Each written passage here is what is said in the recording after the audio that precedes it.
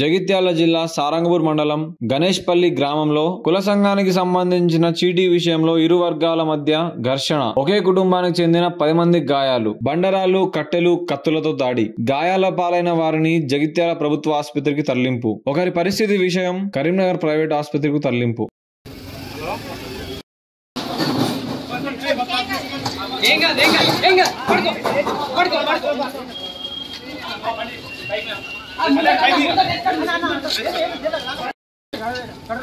కటారి బండి ముందర దింపండి.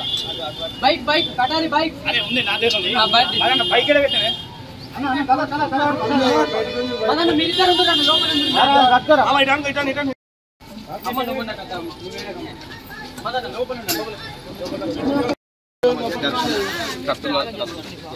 అన్న అంబులెన్స్ ఎక్కిద్దాం లేకపోతే అంబులెన్స్ అయితే రేపు నాన్ స్టాప్ వెళ్తుంది.